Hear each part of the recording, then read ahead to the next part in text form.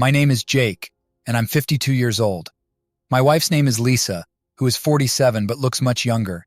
She's a beautiful woman, tall, with long black hair, pale skin, and a great body.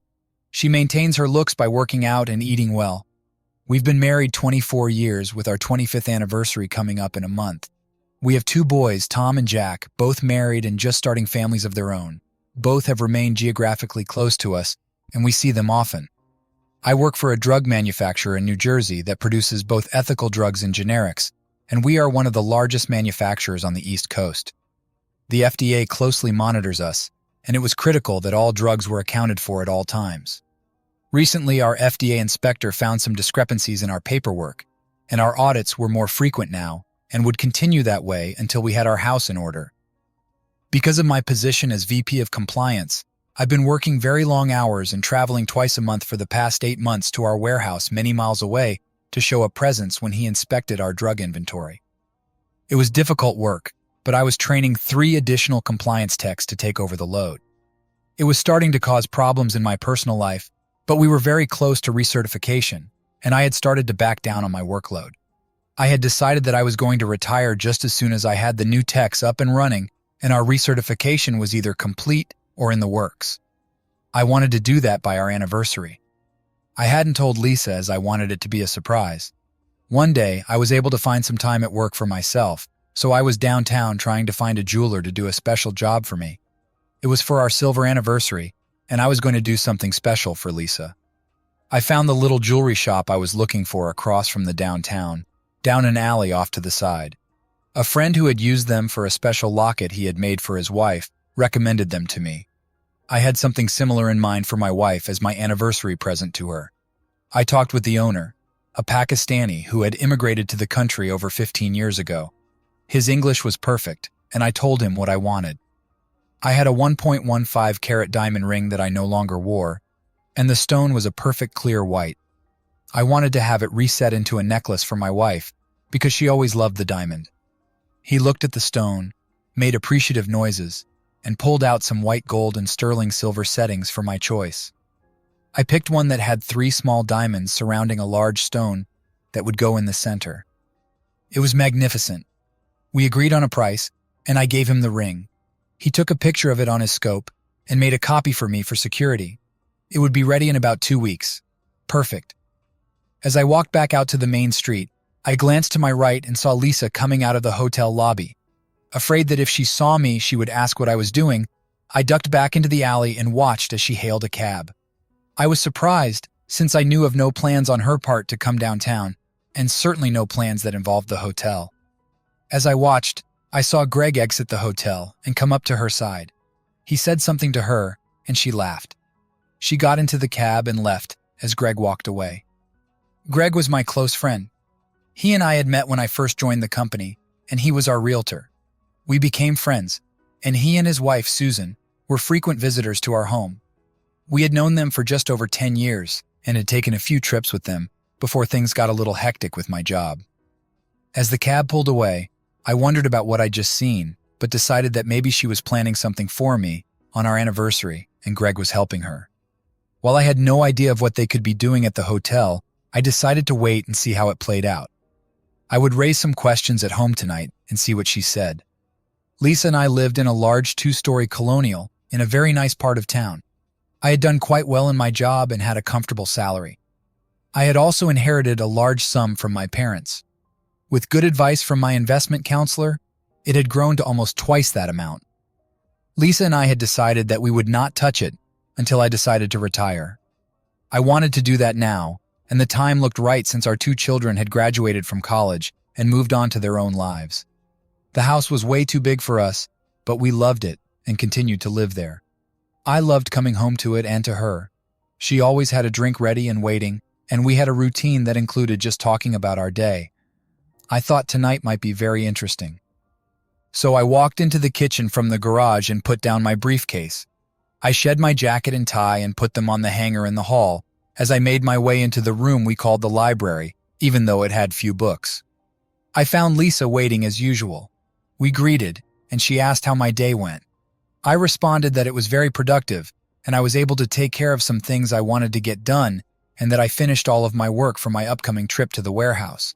She said she was at home all day and just did some cleaning and straightening up. I was immediately alerted to her comment about staying home all day. Why would she say that when she was downtown just about lunchtime? She was not very good at lying, so I decided to push it and see her reaction. I asked if she had seen Greg lately, that I needed to tell him something about a question he asked me on some drugs, and I thought he was coming by. She said she hasn't seen him since we went to their place, which was about a week ago. Now the lies were beginning to compound. At this rate, she was going to make a mistake if I pushed it, so I decided not to. I was far too concerned at what I began to suspect was happening. Lisa and I had not made love for over 6 months. I tried to initiate it several times lately, and each time she had quietly turned me down with some excuse that she didn't want to have sex. The last time was Sunday evening, and she pleaded a headache that came up suddenly at bedtime. I hadn't discussed it with her for fear of making her angry. Now, I thought maybe there was another reason. So I suggested we have Greg and Susan over for dinner that week, Friday night. But she said she doesn't think she wants to have dinner that week. Maybe we can plan it for the following week. Now she knew I had to go on my trip, and I hated to plan anything for one of those weeks. So I told her I have to travel next week and would rather do it this week. I then asked if she had a disagreement with Greg over something that I don't know about, that she seems to be uneasy when I mention his name. Now she was really uncomfortable, so she stood up and left the room saying something about the bathroom. I considered her reactions and answers to my questions, and I knew without a doubt that she was guilty and that Greg was involved. I decided not to push her again when she came back into the room. As she sat back down, I asked if she had thought about what she wants to do on our anniversary next month, and that I thought of having a party here at the house with our friends Greg and Susan, Justin and Phyllis, and maybe the kids and their wives, and that we could have it catered so it would be no strain on us. She said she hasn't even thought of it yet, so she doesn't know, and asked if that's what I want to do. I told her that I think that might be a good idea, and it might be fun, that we both haven't been having much fun lately, and I don't know why, does she? She asked what I meant, and what kind of fun, that I've been working so hard, and we don't have a lot of time to do much with my trip every other week or so. I then asked about our love life, and said I haven't been too tired for that, but she's not been in the mood for the last 6 months, and I don't know what's going on, but she seems to have no interest in me anymore. She replied that she's not been feeling well, and I know that, and that it was me that wasn't in the mood. She was angry, and not because of my attack. She was angry because I was right, and she wasn't going to tell me why. I now almost knew for sure. I told her I was sorry, and I'll back off. I guess she has her reasons, even though I don't know what they are, and I'll make all the plans for the anniversary dinner next month, and she can just relax and let me do the worrying. I apologized about the crack about our sex life, and told her I'll just wait till she tells me when she's feeling better. With that, I got up and left the room. I went into my study and turned on the TV. There was nothing on I wanted to watch, but I needed the time to decide what to do. I decided that my trip next week was the key. She and Greg would be too cautious to do anything while I was home, since she was now alert to my awakened suspicions. She certainly didn't think I knew anything, but she couldn't be 100% sure. The next day was Thursday, and I went into work and made a phone call to a friend of mine in the electronics industry. He and I had worked together on some projects, and I knew him well enough to confide in him. I told him what I needed, and he told me what to buy. I called the supply store he recommended and gave them the order. It was delivered to my office that afternoon. It helps to have friends in the right places. My plan was simple. I had 10 voice-activated bugs, all small and innocent-looking and easy to plant. I also had 2 receivers, one single-channel battery-operated that had a range of up to a mile, and one with a range of just fewer than 300 feet. The short-range one would go into the house to monitor all of the bugs, but one in each room. The other bug would go into her purse, and the receiver would be in her car. That way, if she went anywhere in her car, the bug would pick up her conversation in the car and anywhere she carried her purse, and the receiver in the trunk would record up to 5 hours at up to a mile away. I placed all of the bugs that evening while she went to the store and set the recorder up in the workshop in the basement. I turned on the radio in the spare bedroom and went down to the workshop to listen. Perfect. I thought that I would have to wait until she went to bed to plant the one in her car and her purse. Fortunately, she fell asleep early on the couch in the living room, so I glued the bug in her purse right then and there and took the recorder to her car. I set it up in the trunk and again did a test. All worked perfectly. Now I was ready. Friday went by at a snail's pace. I wanted so desperately to listen to what was happening in the house, but knew I would have to wait until after dinner to check. I was divided about what I expected to hear. On one hand, I wanted nothing to be on the tape. I wanted my world to remain just as it was, dull, boring, but safe, and with a wife who was still true to me and our marriage. On the other hand, I expected to find that was not the case, and that she was cheating on me. That got me to thinking, why would she cheat? Why had she suddenly stopped our love life? What was the problem? And why wouldn't she come to me to see if we could solve our problems? We had been married 25 years, and as far as I knew, the first 24 had been wonderful years for both of us. We were very much in love, and we had a great life. What had changed? Maybe nothing had changed, and I had simply been unaware of her actions. I thought about it all afternoon, but found no answers. That night, our dinner conversation was non-existent, and we missed our "how was your day" conversation earlier. She was very moody and seemed to be in another world. I was keyed up and nervous about what I was going to find later. We passed the evening without any more than the mandatory exchanges. She finally said she was going to bed early and went up the stairs to our bedroom. I waited for about an hour and walked up the stairs to look in on her. Her breathing indicated sleep, and I went downstairs to the shop. I looked at the recorder and noted it had recorded something. I rewound it with a touch and pushed play. At first, I heard the sounds of the phone ringing. It was very clear, and I knew the recorder was working perfectly. I heard Lisa answer. From then on, I only had her side of the conversation, but I could read between the lines. It went like this. Hello? Why are you calling me now? What do you want? No, you know I won't meet you today or tomorrow. I won't do anything now until he goes out of town. Yes, same time and place. Goodbye. After that, there was nothing else except a call from one of our kids that she took later that morning. There were no further calls that afternoon, and she didn't leave the house, so I didn't need to check the car recorder. I didn't need to check anything else, period. I stayed away from her as much as possible that weekend. I was so angry deep in my soul that I knew I had to avoid her. I knew that she and Greg would meet again, and in spite of the pain, I needed to convince myself that I should confirm what I already knew and not stop them. I had enough to know for sure what they had done, but I needed more to convince a lawyer. I wanted to wait until after our anniversary party to tell her what I knew, and I had a plan that would make this anniversary very special. The following Wednesday morning, I told her I had postponed my trip and would be traveling next week, but that it would be a short trip and I wouldn't leave until late morning and would be back by dinner. I then told her I wanted to do some things to get ready for the party and would be back later. I watched her smile at me and say something about looking forward to the party. She waited for another hour before she finally went to the phone to call Greg. I didn't bother to listen since it was being recorded. I'm sure they made plans for a different time. The day went very well since I was in a great mood, and I found myself singing. I rarely had felt so good, and it caught me by surprise to find that this was likely the end of my marriage. And why did I feel so good about that? That thought cooled me down, and the pain returned with a vengeance. I wondered what I was going to do next. I went to the basement and rewound the tape for that day and pressed play. I heard Lisa's voice as she called her lover Greg. It was something like this. Hello? He just told me that he would be changing his schedule for next Wednesday. He's leaving later and he'll be home earlier. We can still meet at lunchtime, but I have to be home early in case he's home earlier than planned. I don't know why he changed plans.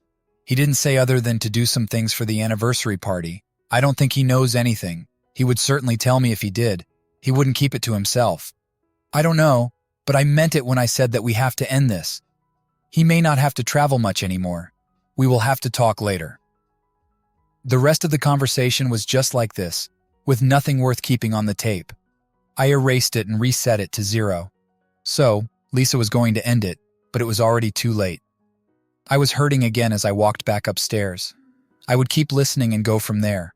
For the next 2 weeks, I kept to my plan. She and Greg kept their meeting for that following Wednesday. I couldn't wait. When I came home and went out to her car while she was setting the table for dinner, I got the recorder out of the trunk and took it downstairs. I checked the counter and noted that there were 2 hours of tape used. I was sure that it would be very interesting. I couldn't wait till I could listen to it after dinner. I told her that I was working on some things downstairs and would only be about an hour. She just nodded since I usually spent very little time there anyway.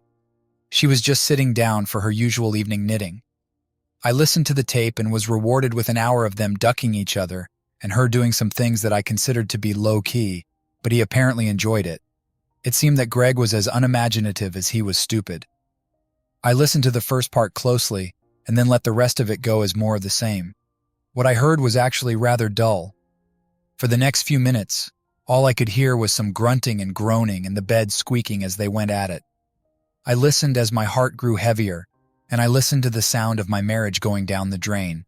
I could never forgive this from either of them. The tape continued for almost a half hour as they continued in the same vein. I couldn't understand what she was getting out of this. Our sex life was far more interesting than what I heard that day. At times, she actually sounded like she didn't even want to be there with Greg. I shut off the recorder and rewound the tape to be safe. I dubbed it and kept one copy in my safe downstairs and the other copy in my briefcase. I thought I would extract some excerpts from some of the phone calls in that meeting and make a demonstration tape for later. I went back upstairs and tried to go on with the evening as usual. I felt pain just being in the same room with her. I looked at her several times, but she looked perfectly normal. I guess she was now so used to cheating on me that she felt nothing when we were together. There was one surprising thing that happened just 3 days before the party. As I listened to the tapes that evening as usual, I heard the sound of the doorbell ring. Greg came to the house, but I only heard some of the conversation since Lisa kept him at the door. She was yelling at him and kept saying, "No, not here, not in my home, never." Anyway, I told you we were through. This continued for a few minutes, and I finally heard the sound of the door slamming and Lisa storming back into the house, cursing out loud. It sounded like Greg was wanting more and more, and she didn't agree. During those weeks, I contacted my lawyer and made sure the divorce papers were ready. I maintained my silence to her. I spoke only when I had to, and tried to avoid any time alone with her. She finally noticed my reticence and commented on it a week before the party.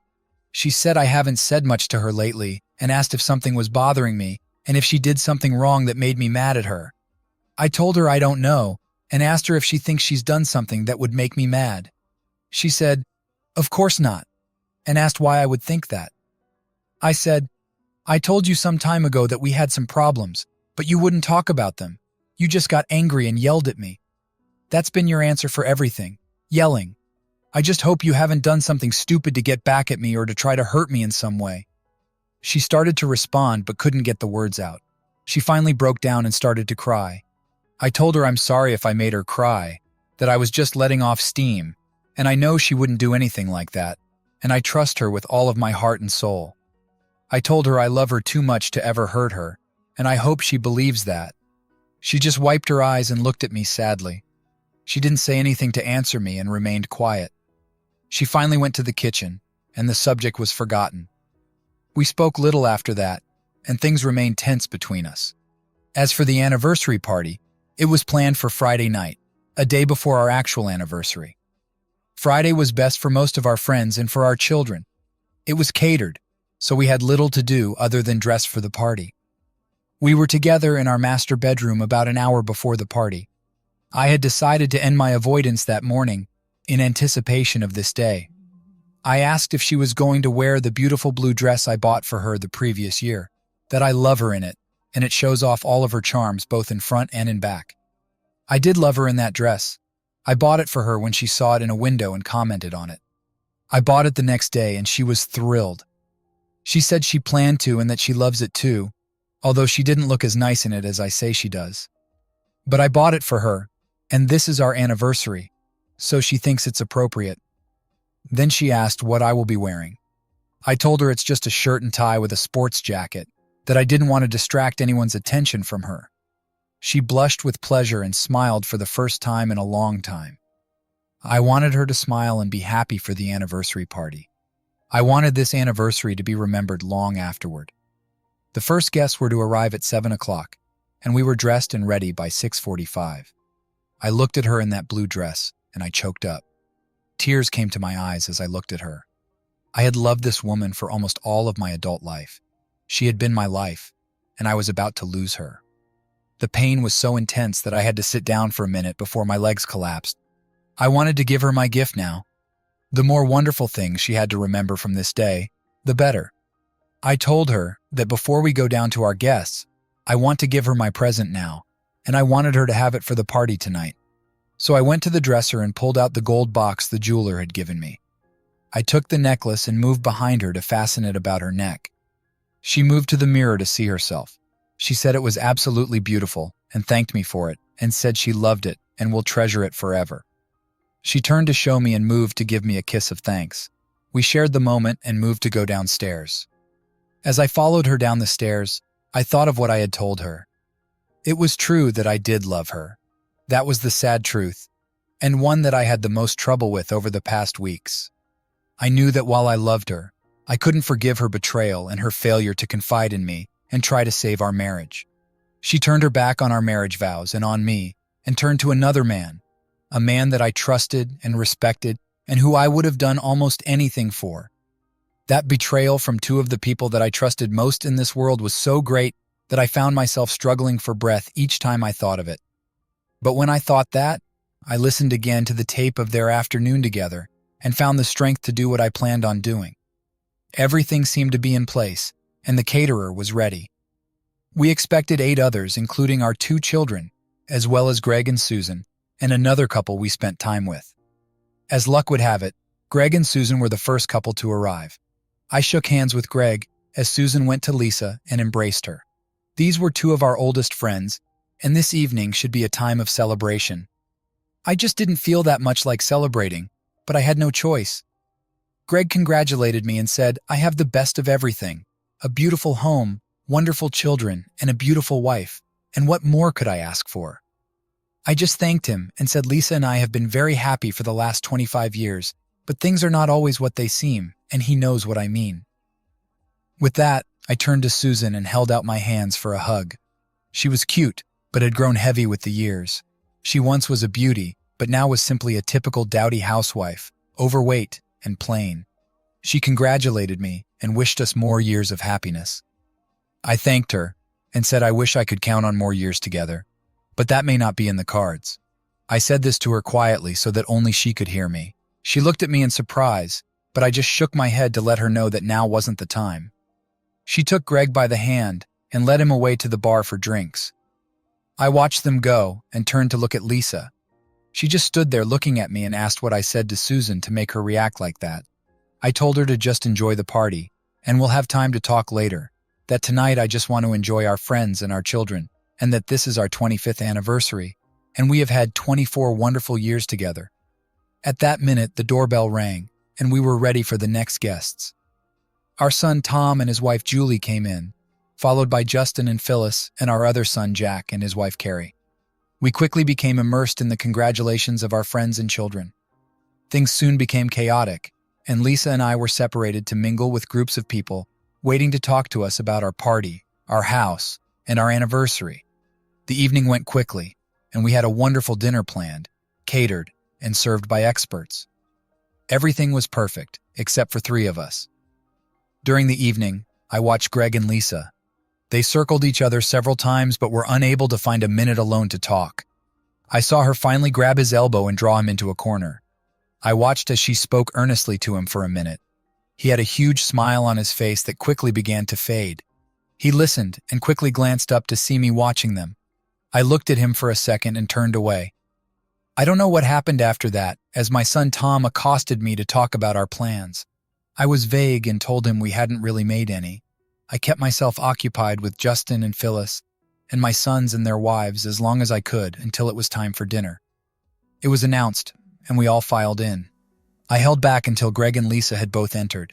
Seating arrangements had already been made, and my daughters-in-law flanked me on both sides while our sons surrounded Lisa. It was a wonderful dinner. After dinner was finished, I stood up to give a toast to friends and family. I had planned my speech carefully for this occasion. I tapped my knife against my wine glass for attention. Once all faces were looking toward me, I told them I wanted to take this time to thank all of them for attending this very special occasion. I used the opportunity to raise a toast to everyone in attendance. Finally, I said I want to raise a toast to my beautiful wife, Lisa. Everyone looked toward her directly, so all backs were toward me. As I deliberately set my glass down without sipping, only Lisa could see me. After the dinner was complete and people were sitting around in the family room talking with dessert, Greg came over to me. He looked concerned. He said he didn't know what's got me upset, but Susan and Lisa have both asked him what's up with me. I told him nothing was bothering me, and I asked why he and the ladies think something is wrong, and what have I done to make them think that. He said he doesn't know what they think, but I have been kind of out of sorts with him that evening, and if something was bothering me, he would like to talk to me about it, and maybe try to help me. I just told him there is something that I could use his help and advice with, so if he and Susan are free tomorrow morning about 8:30, they should come over for some breakfast and we'll talk. I could use Susan's input as well. I know it's early, but it's really important, and I would really like his help. He said sure they can come, but I should give him a hint, and he can keep a secret if that's it. But I told him not to worry, that it was job-related, but it is a surprise, and I would like to tell everyone at the same time, and I'm not even going to tell Lisa tonight. He finally agreed, accepting that he was going to get nothing more out of me tonight. I clapped him on the back and moved away to speak with Jack. I watched Greg talk first to Susan and then to Lisa. They seemed to think that I had a surprise concerning my job that I was keeping, and Lisa seemed to relax considerably. The party was winding down, and the guests were all preparing to leave. I circulated the room and spoke with everyone, saying goodnight and thanks. I was anxious for the evening to end, since it had been painful to me from the beginning. It represented a life that no longer existed. Greg and Susan were the first to leave, followed by Justin and Phyllis, and then Tom and Julie. My youngest son Jack and his wife Carrie were the last to leave, and they spoke with Lisa, and then left. Just before Greg and Susan left, Susan came over to me and said if I want to talk before tomorrow, I should please call her, and if there is a problem, she's willing to help with this. She gave me a hug while Greg looked on, saying nothing. I thanked her and said I certainly will let her know if I need someone to talk to. I then told her I'll see them both tomorrow, and she nodded and left. Her simple statement of caring caused me more pain at that moment than anything Greg and Lisa had done. The problem with all affairs is that innocent people are always the ones to feel the pain the most. I had made arrangements with the caterers to take away any perishables and come back about 10 the next morning to clean up. They were just finishing up when I walked into the kitchen. I looked around for Lisa but didn't see her. I asked after her and was told that she had said goodnight and gone upstairs. I waited a few more minutes till they left and then turned out the lights. I had a few things to do in the den, and then I went upstairs. I walked into our bedroom and saw Lisa still dressed, sitting in one of the 2 chairs that comprised our sitting area. I walked over to the other chair and sank down heavily. I looked at her and felt nothing but pain. No anger, no desire for revenge, just deep crushing pain. With difficulty, I smiled at her and said that I thought the evening had gone well. She returned the smile, but I could see the concern on her face. She asked if she could ask me something that concerns the party, and I told her to go ahead, that she's always free to do so, and that a husband and wife shouldn't keep secrets from each other. She asked why I set my drink down when I made my toast to her at the party. I told her I don't know, and asked what she thinks. She said she really doesn't know, and I haven't said anything to her about doing something wrong. Then she asked if she has displeased me in some way. Once again, I said I don't know. Then I asked if there's something she has done that would make me angry with her. But she said no, and that she just tried to think of what it could be, but she just doesn't know what's wrong. I told her I'm sorry, but I don't quite believe her, and I think there are some very serious problems in our marriage. But I am too tired to talk with her about them tonight, and I'm going to sleep in the guest room, and we could talk the next day. With that, I rose and walked down the hall to the guest room before I lost my own composure. I had already moved some things in there, so I went in and closed the door. I had never slept in the guest room in all the years we had owned the house, nor had I ever locked my loving wife out of my bed. The pain of doing that was almost more than I could stand. I checked my briefcase for the things I would need the next day and found them all present. I undressed, turned out the lights, and lay down on the bed, knowing I wouldn't sleep much that night. About an hour later, I heard a small knock on the door and Lisa's voice asking me if she could come in. She knocked again, but I didn't answer her, and she eventually stopped and went back to our bedroom. I lay there with tears finally coming, and I fell asleep dreaming bad dreams. I awoke at my usual time of 6:45, but decided to stay in bed a while longer. I usually got up and was downstairs by 7:15 for breakfast, but I wasn't hungry that morning. I had no appetite. I remained in the room until I heard her go downstairs, and then went into the bathroom. I went back to the room, and remained there until almost 8:15, and then went down with a heavy heart to face her. When I walked into the kitchen, she was sitting at the kitchen table, not moving or looking up as I entered. With false bravado, I said, "Good morning. Is there any coffee? I could really use a cup." With that, I walked over to the machine and poured a cup of coffee that had already become rather thick. It had been made hours ago and was now bitter, but I drank it anyway since it seemed appropriate with my mood. She still hadn't said anything, so I walked to my seat across from her with a morning paper and my cup of bitter coffee and waited for Greg and Susan to arrive. I didn't tell her they were coming, so it would be a surprise to her when they showed up. As I folded my paper ready to read, she looked up at me and asked in a very quiet voice if I suspected her of something, and if that's what this was about. I saw now that she had been crying, but I really didn't want to get into it until her lover was here. But if they weren't on time, I couldn't avoid it. I was just about to say something when the doorbell rang. She looked up in surprise and wiped her face before going to the door. She opened it to see Greg and Susan standing there. In a surprised tone, she asked what the couple was doing here at this time of morning. Greg answered that I was the one that asked them to come over last night. He was surprised that she wasn't expecting them. I think Susan noticed her and asked if she was all right, that she looked like she'd been crying. But she said she was fine and welcomed them in. She came to find me to see what I had done and asked why I invited Greg and Susan this morning and what was going on. Without answering her, I walked into the hallway to see them and welcomed them in a booming voice. Once everyone was seated, Greg and Susan sitting side by side on the couch and Lisa sitting in her favorite chair looking frightened, I walked over to my briefcase and pulled out 2 8x10 manila envelopes. I moved with them to the center of the room and faced all 3 of them. I told them I have given this a lot of thought and I have some surprises for each of them. I said I've been working some very long hours and traveling more than I should have, but I felt it was necessary and that there were a lot of people depending on me, and I couldn't let them down. But I hired 3 new guys, and they are finally able to handle the job by themselves. It has been my plan to retire just as soon as I felt I could leave, and that time is now, and that a week ago I resigned from my job and told myself it's time to rest. Lisa then asked why I didn't say anything about it, that she would have supported my decision, and that she knew that my job was getting me down. Greg chimed in as well and said I don't have to work for a company that doesn't care about what's best for me, and let them try to do without me for a while.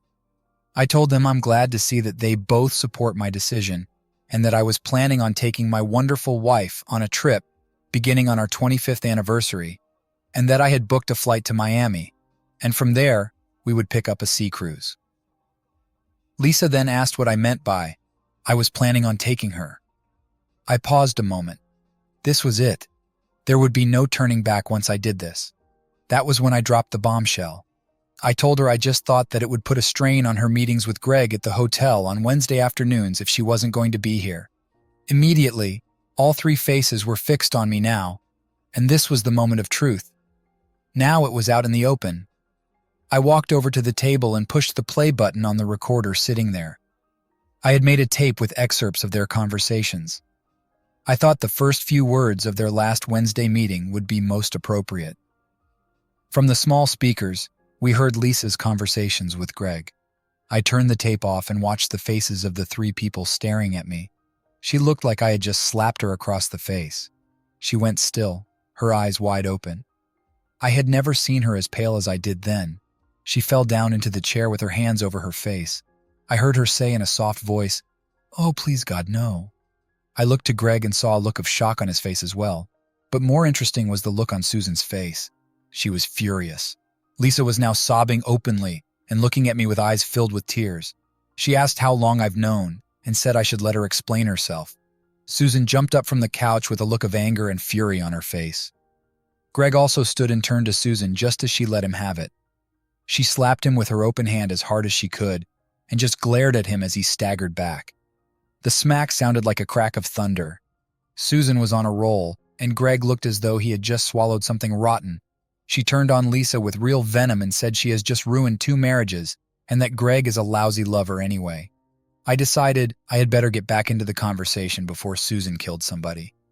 I asked Greg to get out of my house right now, and I never want to see or speak to him again, and that he was supposed to be my friend, but he stabbed me in the back. I told Susan that I have something for her and that she will want to take it. It was a complete record of phone calls between the two of them, and it is very graphic in some spots. It should help her if she intends to divorce him. So, I handed her a bulky 8x10 manila envelope. She took the envelope and stormed out of the house with Greg trailing along behind her. He seemed completely confused and lost. I really hoped Susan would make his life a living hell from that point on. I turned to Lisa, who had been standing still, sobbing, and watching the whole sorry thing between Greg and Susan. She must know by now that she had destroyed Greg and Susan's marriage.